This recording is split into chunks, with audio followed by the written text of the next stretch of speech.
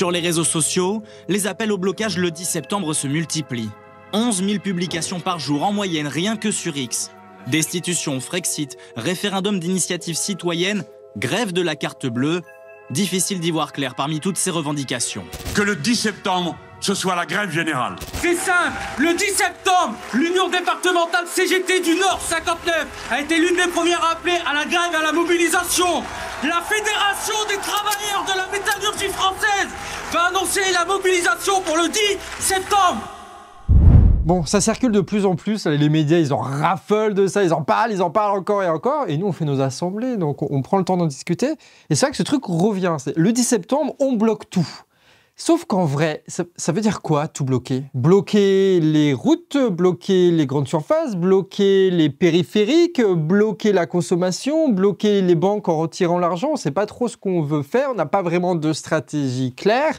Et encore pire au niveau des revendications, on sait que globalement, on est contre ce système-là, mais chacun dans ses âgés, on a des revendications différentes. Donc en fait, on ne sait pas trop comment bloquer, ni pourquoi exactement on bloque. On n'est pas content, mais tout ça, ça reste flou. Et en vérité, c'est tout à fait normal que ce soit flou, tout simplement parce que le mouvement s'est lancé il n'y a pas si longtemps que ça, et que justement, c'est un mouvement. C'est-à-dire que c'est quelque chose qui est voué à évoluer. Et on le fait tous ensemble. C'est pas quelqu'un qui décide des revendications et qui dit « Oui, on va se battre pour ça de telle façon ».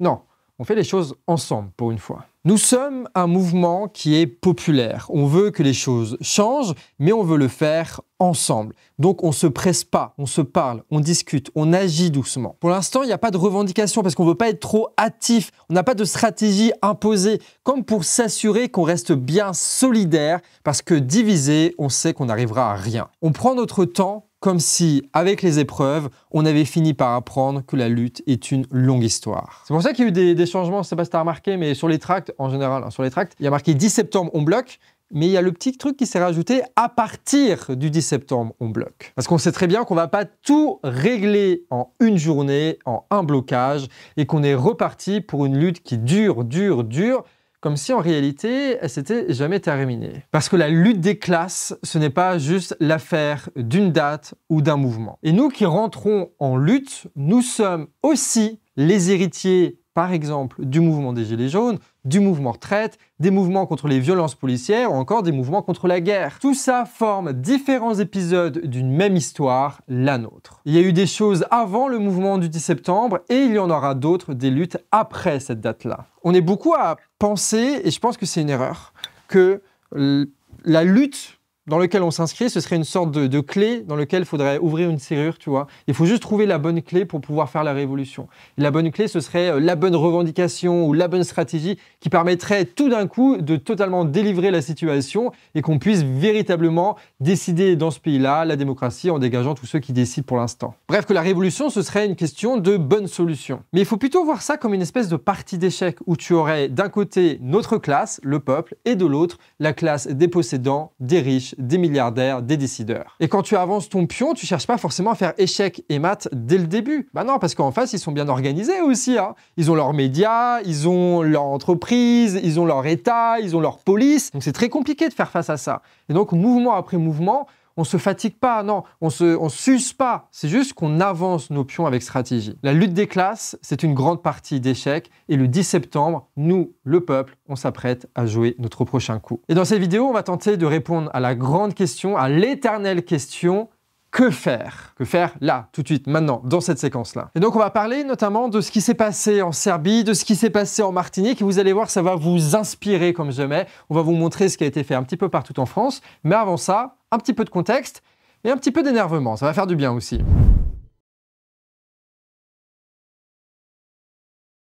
Ok, alors pour reprendre un petit peu les mots de la part du team, il y a une chose qui est sûre dans ce pays, c'est qu'on n'en veut plus. On n'en veut plus de ce gouvernement qui détruit les hôpitaux, la justice, le chômage, la sécu. On paye toujours plus année après année pour au final, à la sortie, recevoir de moins en moins. Les banquiers, les industriels, les grandes surfaces, ils se font des milliards sur l'inflation, sur le peu qui nous restait. Rappelle-toi que pendant les Gilets jaunes, on était sortis parce que l'essence était à 1,40 €. Aujourd'hui, c'est 1,60 €. Il y a tout qui augmente, la bouffe, l'électricité, l'énergie. Et à côté, évidemment, les retraites, elles diminuent. Que ce soit les industriels, les banquiers, les proprios, les politiciens corrompus, tous se gavent sur notre dos. Et ça, en vrai, ça fait des années que ça dure. Tellement qu'on peut faire une citation de Coluche qui marche encore aujourd'hui. Les pauvres, c'est vrai qu'ils n'ont pas beaucoup d'argent, mais putain ce qu'ils sont nombreux. Donc quand eux, ils nous font les fonds de nos poches, ils arrivent à trouver des milliards et des milliards. Il y a des milliards records pour les banques ces dernières années, et même pour les actionnaires, c'est un record en France, il n'y a jamais eu autant de pognon pour ceux qui avaient déjà tout. Des milliards d'aides d'État aussi pour les grandes entreprises, et ça sans aucune contrepartie. Et bien sûr, comme si ça ne suffisait pas, faut rajouter à ça des milliards et des milliards pour la guerre. Et ça, c'est pas pour la démocratie, la liberté ou je sais pas quoi, non, c'est juste parce que ça fait des profits, d'accord? Les obus, ça explose, il faut les reconstruire, donc ça relance un cycle de production, et tu en as qui se font des milliards et des milliards comme ça. La guerre, c'est la continuité de la politique économique de ce gouvernement, mais par d'autres moyens. Je veux dire, on est incapable de construire des canadaires pour faire face aux incendies qui se multiplient en France, mais par contre, tu as des contrats records et des associations, d'énormes entreprises à coût de milliards et des milliards pour fabriquer des obus et des tanks en Europe. Les gars se prétendent humanistes, démocrates et même républicains, alors qu'ils laissent des populations entières dans la guerre, le génocide et la misère pour satisfaire quelques-uns de leurs intérêts politicards et industriels. Les gars sont prêts à tout pour le pognon et pour le pouvoir. Ce sont ces types-là qui nous dirigent. Nous, en bas, on n'en veut plus, et en haut, eux, ils ne peuvent plus. Face à la crise, ça tente de gagner un petit peu de temps, tu sais, en changeant de ministre et parfois même de Premier ministre avec une dissolution, des passages à la télé ou des polémiques à la con. Tu as des centaines et des centaines de journaleux et d'influenceurs à la con qui nous distraient, hein, ils sont tous payés par l'État ou par les milliardaires pour faire diversion. Et même quand ça perd les élections, ça s'arrange pour rester au pouvoir, quoi. Ces gars-là font tout sauf nous écouter. Et évidemment, ça tente de nous diviser grâce au racisme et aux médias. Et là, ils se disent vraiment que, en nous parlant, on va les croire, tu vois. Genre, on va croire François Bayrou. Genre, on va croire Emmanuel Macron. Genre, on va croire qui que ce soit qui passe à la télévision. Bien sûr que non. On va pas se laisser manipuler par des types qui possèdent tout, qui décident de tout et qui sont responsables de tout. On n'est pas les putains de moutons qu'ils prétendent. Et c'est pour ça qu'il y a cette date du 10 septembre. C'est pour bloquer ce putain de système, bloquer ce cirque médiatique et bloquer cette marche irrésistible vers la guerre. Et au fond, c'est pour ça qu'il y a le 10 septembre, c'est pour ça qu'on veut tout bloquer, parce qu'on veut bloquer ce système à la con qui nous raquette encore et encore. On veut bloquer ce cirque médiatique et on veut bloquer cette marche vers la guerre. Bloquer ces dirigeants pour enfin montrer qu'on existe et qu'on se laisse pas faire. D'ailleurs, on est tellement fort qu'on a déjà obtenu notre première victoire. Et oui, lundi, Bayrou a parlé, hein, le défenseur des pédocriminels en France, a aligné tous les clichés dans un discours. Hein. Il fallait avoir peur de la dette, qu'on était des éléments du désordre et même pire, que c'était Mélenchon qui était derrière le mouvement du 10 septembre. Derrière chacune de nos actions, de nos auditions citoyennes, de nos AG, de nos boucles Telegram, t'as Mélenchon qui est derrière évidemment. Ouais, dans les médias, c'est soit le mouvement du 10 septembre est un truc d'extrême droite confus, soit un truc d'extrême gauche mélenchoniste. Ça dépend, il change de version de temps en temps par rapport à qui il parle. Et nous tous là, qui avons déjà participé aux AG, aux actions, on sait qui se cache réellement derrière ce mouvement. C'est le peuple. Bref, Bayrou, dans sa conférence à la con, il a annoncé qu'il allait faire un vote de confiance à l'Assemblée nationale le 8 septembre qui mènera probablement à se faire dégager par les députés. Putain, on n'a même pas commencé à bloquer qu'on a déjà mis Bayrou à la sortie, c'est fou ça. Mais qu'on soit d'accord, on s'en fout totalement de François Bayrou. Parce que même si ce gars-là dégage, eh ben il sera remplacé par un autre type. Et probablement genre un Bruno Retailleau, tu vois. Qu'est-ce que ça va changer? Ça va être le même programme. Il faut pas oublier qu'avant Retailleau, avant Bayrou, eh ben t'avais aussi Gabriel Attal, t'avais François Barnier, t'avais Elisabeth Borne qui a passé en 49.3, les réformes retraite et compagnie. Donc non, ça va rien changer, même si Bayrou s'en va. Tous ces gens ne sont que des fusibles qui acceptent ce poste par rapport à leur intérêt politique du moment. C'est tout. Les têtes changent, mais la politique reste la même, et ça dure depuis bien avant Macron. Oui, c'est une première victoire, mais non, il ne faut pas se satisfaire de ça. Il faut avoir un grand appétit. La date du 10 septembre est posée, et il faut absolument tout faire pour que ce soit une réussite,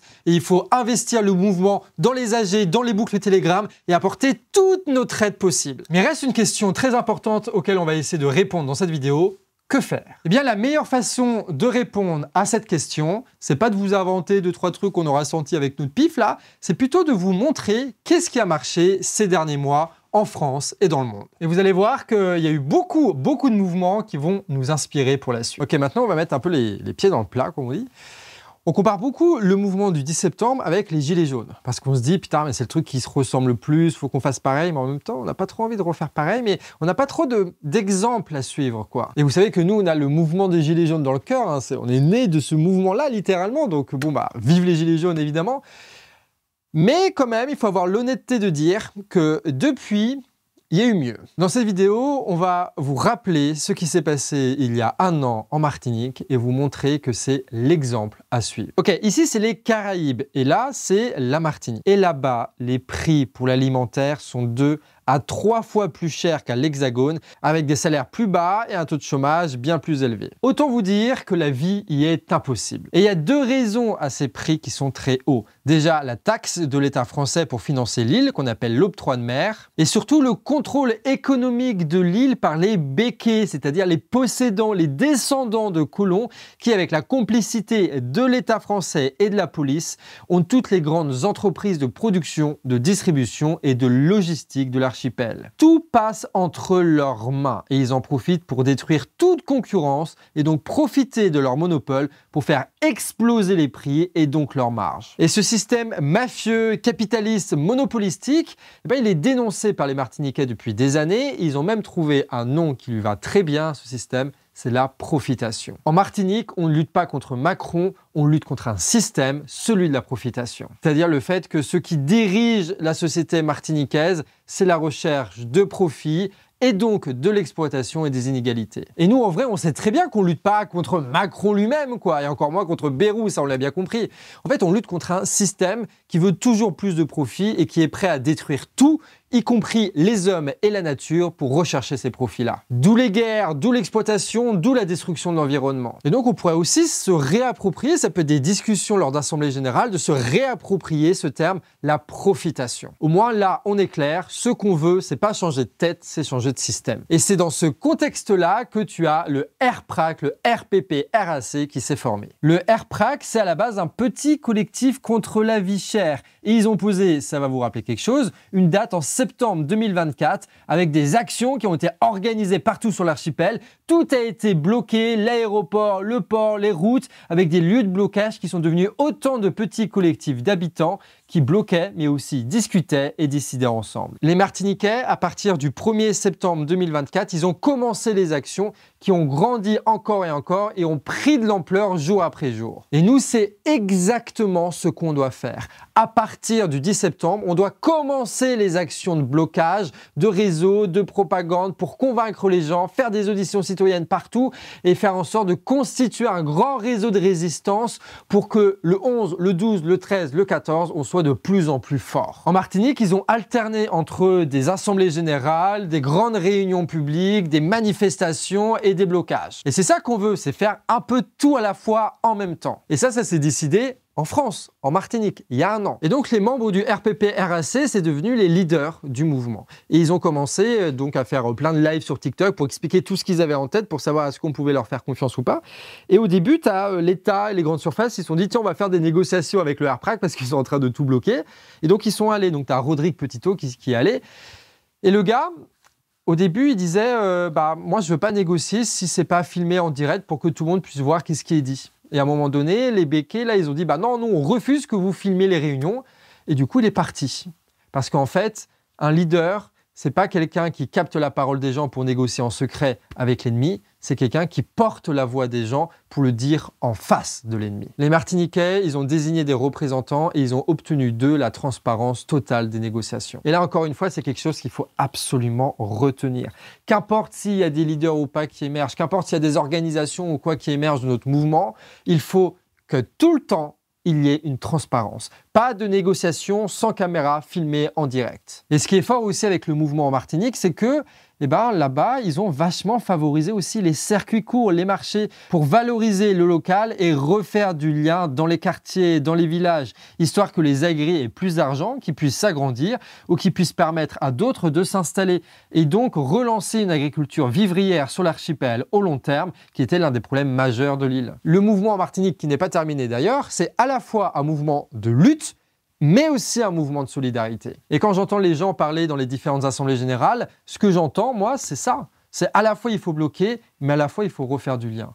Et donc les Martiniquais l'ont fait il y a 1 an, Pourquoi est-ce que nous, on ne pourra pas le faire à l'Hexagone? Alors non, le RPP-RAC n'a pas réussi à faire la révolution et honnêtement, on s'en fiche parce que c'était pas l'objectif. L'important, c'est que le mouvement est toujours là, que des milliers et des milliers de Martiniquais se sont bougés, ont échangé, ont osé faire des actions, mener des réunions. Ils ont pris conscience de la situation, des origines capitalistes de tout ça via la profitation et ils se sont rendus compte qu'ensemble, ils étaient forts s'ils l'avaient oublié. Ils ont créé des groupes partout qui continuent de se voir, des boucles Telegram qui continuent d'être actives et de la solidarité qui se renforce partout. Grâce à ces mois et des mois de lutte, ils ont reconstitué un réseau de résistance et aujourd'hui, ils sont plus prêts que jamais à mener une nouvelle révolte. En fait, ils ont fait quelque chose d'incroyable. Ils ont avancé. Ils ont grandi en tant que peuple politique. Et ça, c'est beau. C'est pour ça que le 10 septembre, c'est l'occasion de s'entraîner. Donc, je vous le dis, écrivez vos tracts sur nos modèles, imprimez-les, collez des affiches, faites des auditions citoyennes, des agoras citoyennes, animez des réunions et des assemblées générales comme vous l'avez jamais fait. Faites des débats mouvants, poussez vos collègues à la grève et faites des super visuels avec le générateur de l'appât du team qui est disponible sur onneveutplus.fr. Faites-en des stickers et collez-les partout en France. Faites des boucles WhatsApp et Telegram et alimentez-les bien au-delà du 10 septembre et projetez-vous avec vos camarades dans 1 mois, dans 6 mois, dans 1 an. Qu'est-ce que vous pourrez bien faire ensemble qui sera utile pour tout le monde et qui sera utile pour la lutte? On gagnera le 10 septembre si on arrive à produire une nouvelle génération de militants. On gagnera le 10 septembre si partout en France, on arrive à bâtir des nouveaux médias, que ce soit local ou national. On gagnera le 10 septembre si on arrive à convaincre des dizaines et des dizaines de milliers de personnes d'éteindre leur putain de télévision. On gagnera le 10 septembre si on arrive, grâce à lui, à constituer et à renforcer un immense réseau de résistance. Il n'y a qu'une seule chose à avoir en tête, nous gagnerons le 10 septembre si nous arrivons à être dans 1 an mieux armés pour affronter la classe dominante. Que Bayrou et Macron partent, en vrai, on s'en fout. Notre seul objectif à atteindre à partir du 10 septembre, c'est de se renforcer en tant que peuple politique, de se renforcer en tant que classe révolutionnaire. Donc si vous allez dans des assemblées générales dans les prochains jours, pensez à prendre la parole et à parler de l'exemple martiniquais et de dire que ça, c'est l'exemple à suivre. Bon, vous l'aurez compris, moi je suis un peu fan des Martiniquais. Mais t'en as d'autres qui sont pas mal aussi, d'autres camarades dans le monde. Ce sont les Serbes. En novembre dernier, un toit s'effondre dans une gare. Sauf qu'il venait d'être rénové, mais l'argent des travaux a été détourné par la classe des politiciens corrompus. Et donc les étudiants commencent à se mobiliser pour dénoncer cette corruption. Et quand je dis se mobilisent, c'est que franchement ils se mobilisent, et avec un modèle démocratique qui est un exemple là aussi. Ils organisent ce qu'ils appellent 75 plénums. En gros, ce sont des assemblées autonomes partout dans le pays, des étudiants dans leur université qui organisent localement leurs grèves, leurs manifestations et leurs actions. Et tu as même des représentants de chaque assemblée qui se réunissent en une grande assemblée nationale pour décider des grandes manifestations nationales. Donc tu as des assemblées locales qui élisent des représentants pour une assemblée nationale qui prend les décisions. Et là, il y a vraiment un modèle à choper là, parce qu'on est déjà en assemblée générale partout dans le pays en France. Donc on peut faire en sorte d'avoir des représentants à l'échelle régionale puis nationale pour organiser des actions à grande échelle si on veut avoir des revendications qui sont communes et certaines de nos stratégies qui sont communes. Parce qu'à un moment donné, il va peut-être falloir faire tous la même chose contre les banques, contre les grandes surfaces, contre les industries, pour bloquer les routes. Et quoi de plus légitime qu'une assemblée des assemblées? C'est un modèle qui avait déjà été essayé pendant les Gilets jaunes. Maintenant, on a le retour d'expérience sur ça.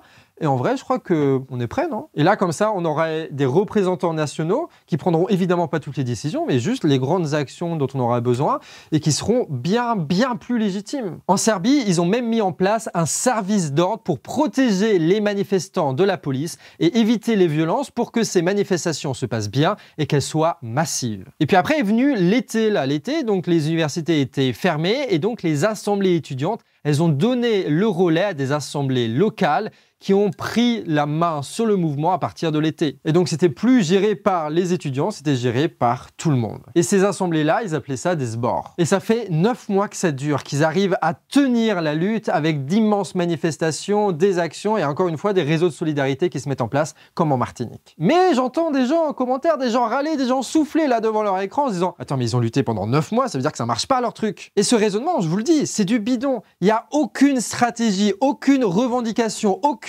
action qui va permettre d'abattre ce système en une journée. Et je vais le répéter pendant toute la vidéo pour que ça rentre bien.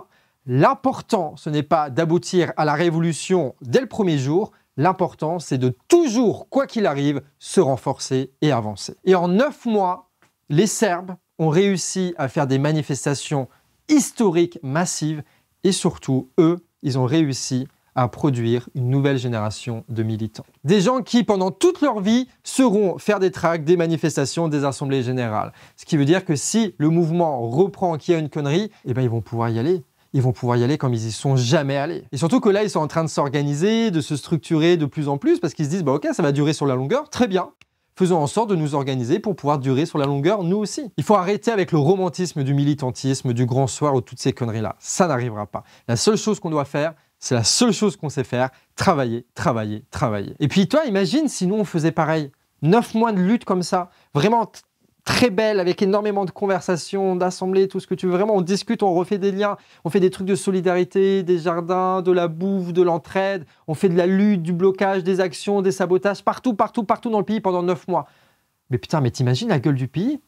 Non mais t'imagines la gueule de notre réseau de résistance. Imagine si on était 100 000 en plus partout en France qui seraient capables de mener des actions et d'emmener avec eux des dizaines de personnes. Si on était non pas des milliers mais des millions à arrêter cette télé de merde et cette propagande infantilisante. Si on était partout dans le pays en permanence en train de distribuer des tracts, des affiches, des autocollants, à faire des auditions citoyennes pour véritablement se comprendre les uns les autres, parler les uns les autres, pour dénoncer ces pourritures qui nous gouvernent et qu'on tente en permanence de faire mieux ensemble. Qu'est-ce qui va se passer si, après le mouvement du 10 septembre, on devient suffisamment nombreux et solidaires, suffisamment forts pour briser, brique après brique, le mur qui nous sépare du pouvoir? Qu'est-ce qui se passe si, après des mois de lutte et d'auto-formation tous ensemble, d'organisation, d'assemblée, si on était suffisamment forts, non pas pour contester le pouvoir, non pas pour obtenir la démission de Beyrouth, je ne sais pas quel connard, mais qu'on était suffisamment fort pour gouverner véritablement ce pays et le transformer de fond en comble. Les camarades serbes, ils nous montrent une voie qui est massive, populaire et démocratique. Et entre les Serbes et les Martiniquais, en vrai, il y a de quoi faire, il y a vraiment de quoi faire. Sachant que nous, on ne fera jamais comme les Serbes, on ne fera jamais comme les Martiniquais, on trouvera notre propre voie et elle sera la bonne si on arrive à avancer.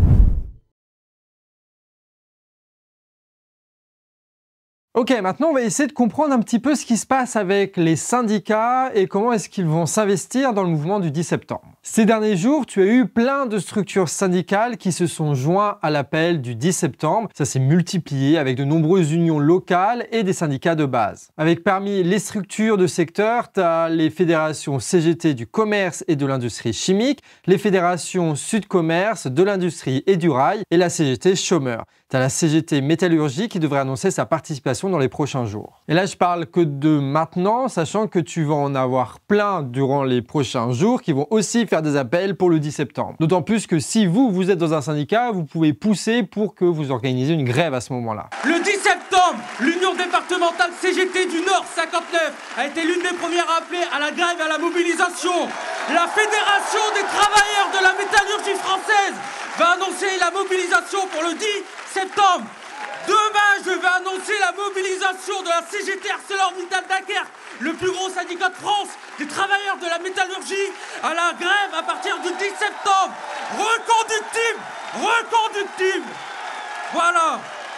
Merci à vous et bonne fin de journée. Et tu as un autre syndicat qui s'appelle Force ouvrière et eux, ils ont déposé un préavis de grève pour tout le mois de septembre. C'est-à-dire que pendant tout ce mois-là, on va pouvoir officiellement et sans danger faire grève. Il faut juste être 2 dans l'entreprise et c'est bon. Et parmi les organisations étudiantes qui ont rejoint l'appel, tu as la Fédération syndicale étudiante, la FSE, la CGT CELA et l'Union étudiante. Et là, il faut être un petit peu malin, quoi, parce qu'en gros, c'est bien qu'il y a des choses comme ça qui se passent parce que pendant les Gilets jaunes, c'était les Gilets jaunes d'un côté et les syndicats qui font rien de l'autre. Et là, on voit que tu as quand même beaucoup qui ont appris de cette erreur-là à l'intérieur des syndicats, dans différentes sections, dans différents UL, et donc ils ont déclaré la grève pour le 10, et ça, c'est super. Et même si c'est des trucs qui se font à côté au début, au final, à un moment ou à un autre, nos AG du 10 septembre et les AG des travailleurs, des salariés, des syndicats vont se rejoindre pour former des actions communes. Et ça va être très fort. Donc, faut pas trop s'inquiéter si les choses se font à côté pour le moment. L'important, c'est qu'elles se fassent en même temps et qu'on puisse avancer ensemble. Bon, tout ça, c'est bien, mais qu'est-ce que ça dit? Sophie Binet, elle a pris la parole récemment. Sophie Binet, c'est la chef de la CGT, voilà. Ah oui,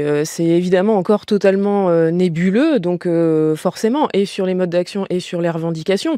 Ce que nous notons, c'est que de plus en plus, ce qui ressort, c'est des revendications sociales et la dénonciation de ce budget Bayrou, ce qui rejoint tout à fait notre analyse. Après, sur le reste, les choses sont très nébuleuses, donc c'est pour ça que nous allons en débattre la semaine prochaine. Puis, elle a dit ça. Vous laissez déborder par un mouvement finalement que vous n'avez pas initié, comme ça a été à l'époque des Gilets jaunes par exemple, un peu le questionnement des partis et des syndicats. Pour la CGT, la démocratie n'est jamais un problème. Pour construire une mobilisation, nous avons besoin de démocratie. C'est ce que nous faisons dans les entreprises. Donc, nous n'avons pas de problème de ce côté-là. Donc, en gros, Sophie Binet, elle est pour une mobilisation qui soit démocratique, sauf qu'elle veut pas trop se mouiller, quoi. Donc, en gros, elle veut permettre à certaines UL de quand même appeler au 10 sans forcer les autres à organiser des actions. Donc en gros, elle constate ce qu'on constate tous, c'est-à-dire que tu as une partie de la CGT qui va y aller et une autre partie qui va pas y aller. Et elle dit qu'elle veut pas trop y aller parce que ça paraît flou et nébuleux. Ce qui est normal, encore une fois, je vous rappelle, on fait un mouvement qu'on fait ensemble, on se connaît pas, etc. Et c'est d'autant plus flou et nébuleux qu'il n'y a pas les outils qui sont mis en place par les syndicats pour permettre de se structurer plus rapidement. Donc forcément, oui, c'est nébuleux. En fait, il faut bien comprendre, et là on rentre un peu dans la tambouille, mais on va y rentrer et ressortir immédiatement, vous allez voir. Mais en gros, Sophie Binet, elle n'était pas vraiment candidate à la base pour devenir chef de la CGT. Et si elle a été élue, nommée, c'est parce qu'elle était un peu un truc de conciliation entre la ligne dure, là, avec Olivier Matteux, vraiment genre la grève, la révolution, et la ligne beaucoup plus droitière de bah vas-y, on négocie avec le gouvernement et on est un syndicalisme d'État qui fout pas grand-chose, quoi. Et Sophie Binet, elle est un petit peu entre les deux, elle essaie de tenir les deux lignes. C'est pour ça qu'elle a un discours en même temps. Voilà. Mais en même temps, elle est obligée de prendre position sur le 10 parce que tu as plein de groupes à l'intérieur de la CGT, notamment Unité CGT, qui appellent à la grève massive le 10. Et donc, tu vas avoir une réunion de toutes les fédérations de la CGT, hein, l'Assemblée confédérale de la CGT, qui vont se réunir pour se demander qu'est-ce qu'on va faire le 10 septembre. Et donc, dès qu'on a la nouvelle, évidemment, on vous la transmet sur Actu Réfractaire. C'est notre haute chaîne YouTube d'actualité quotidienne. En tout cas, si près de chez vous, tu as des unions locales ou alors des usines ou certains secteurs qui se mettent en grève, n'hésitez pas à les rencontrer, voir qu'est-ce que ça vaut. T'en as, c'est des cons, mais la plupart, c'est des gens bien et comme nous, quoi. Et du coup, bah, ça peut être pas mal d'organiser des choses avec eux au niveau local. Surtout qu'eux, ils ont beaucoup d'expérience et qu'encore une fois, le 10 septembre, eh ben, c'est un mercredi. Donc, il va falloir organiser des grèves. Et donc, pour ça, les syndicats, c'est quand même pratique. Et surtout, il faut bien penser parce que là, on le sent, mais à des kilomètres venir, d'accord? Ils vont faire un truc genre, oui, l'intersyndicale, on va essayer de reprendre le mouvement, on va poser des dates comme ils ont fait pour la réforme retraite.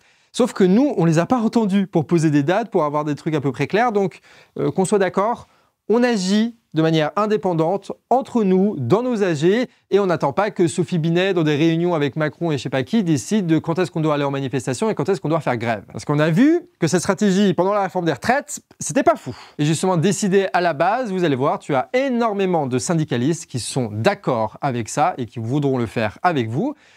Notamment après ce qui s'est passé, encore une fois, pendant la réforme retraite. La base, c'est de décider ensemble, en toute transparence, d'accord? Pas de petites réunions à huis clos, ça c'est terminé. Ouais, le RPRAC, les gars, ils nous ont imposé le truc en mode, si vous discutez avec des politiques, eh ben, il faut que ce soit filmé, retransmis en direct, et on veut tout savoir, d'accord? On ne veut pas que qui que ce soit discute avec Macron sans qu'on sache tout ce qui s'est dit.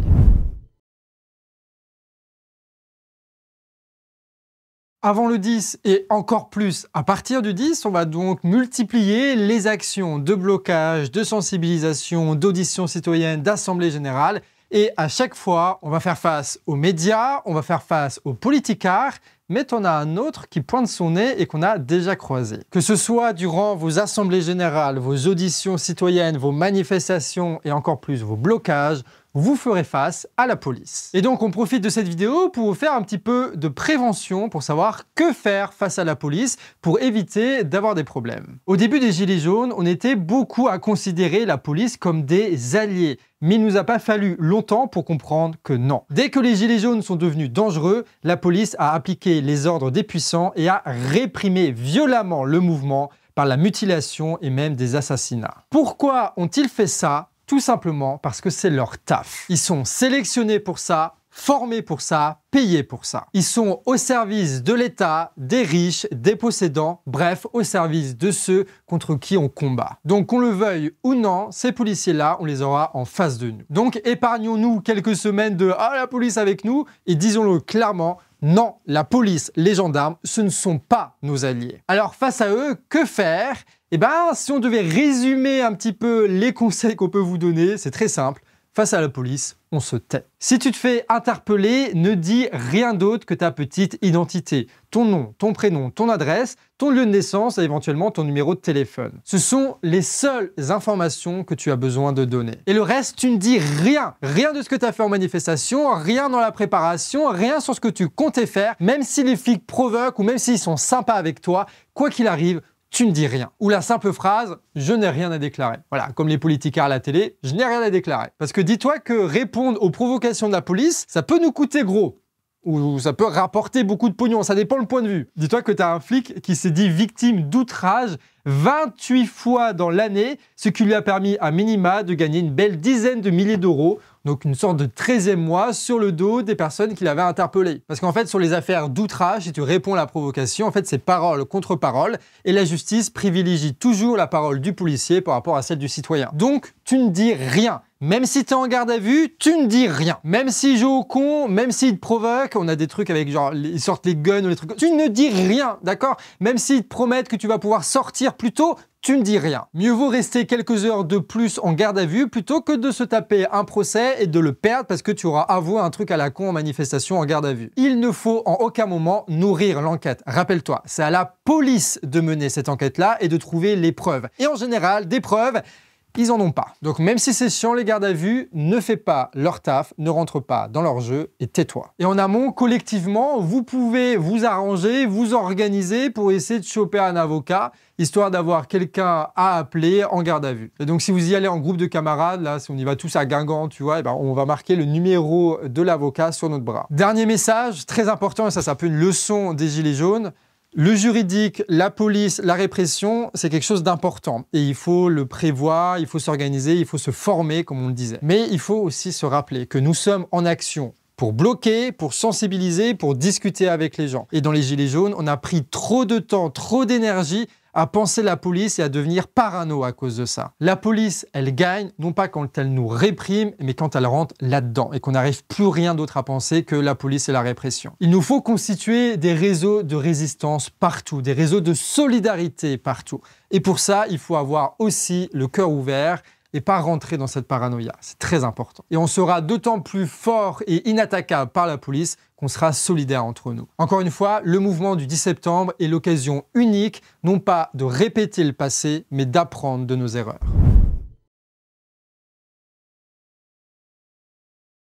Le 10 septembre, ce ne sera pas la grande révolution, ce ne sera pas le grand soir, mais ce sera une occasion de plus qu'on s'est nous-mêmes donnée pour pousser les puissants dans leurs contradictions et nous renforcer nous-mêmes. On ne veut pas juste faire une journée d'action, on est beaucoup plus ambitieux que ça. On veut se constituer en tant que peuple révolutionnaire et ça prend du temps, mais c'est quelque chose qu'on connaît puisque c'est du travail. Il faut bosser, bosser, bosser jour après jour, saisir toutes les occasions qui sont en face de nous, y aller à fond tout en sachant que il y a beaucoup à faire. Nous, le peuple français, nous ne sommes pas encore capables de gouverner, mais avec le 10 septembre, on fait un pas vers la bonne direction. Profitons de cette occasion pour se former et pour déléguer un maximum de tâches à de nouveaux militants qui vont pouvoir prendre des responsabilités, prendre en confiance et grandir politiquement. Pas de promesses, que du travail, c'est ça qu'on doit avoir en tête. Et donc pour commencer à lutter, si tu veux voir comment on organise des assemblées générales, comment on fait des tracts et des affiches, tu peux t'abonner à la chaîne du Canard FR, regarder les différentes vidéos qu'on a déjà sorties.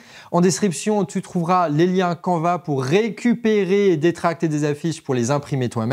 Tu trouveras aussi le lien vraiment incroyable, le site, j'aime beaucoup trop ce site-là, je vous le recommande, qui permet de créer des infographies. C'est la Pas du Team qui a monté ça. Donc c'est onneveutplus.fr. C'est vraiment le meilleur moyen pour mener la bataille numérique. Tu fais ton affiche avec ton slogan, tu le balances, tu vois si ça marche ou pas, et t'en refais encore et encore. Ça c'est comme en mai 68, là, quand tout le monde faisait ses propres affiches avec ses propres slogans, c'est exactement pareil. Et nous évidemment au Canard, on va continuer à parler de tout ce qui se passe dans le mouvement du 10 septembre. Donc abonne-toi à la chaîne. Et si tu veux nous soutenir, nous sommes un média indépendant, transparent, militant. Et donc on a besoin de votre soutien. Tu peux trouver le lien Tipeee en description description. Bravo à tous ceux qui, dans les assemblées générales, dans les syndicats, dans les entreprises, dans les médias, partout, prennent position en faveur du 10 septembre et commencent à s'organiser. Que vous soyez des primo-militants ou des vieux de la vieille qui savent tout faire, on a tous notre place dans ce mouvement. Faisons en sorte que le 10 septembre soit le début de quelque chose dont on sera fier. Sur ce, 10 bisous et à la prochaine.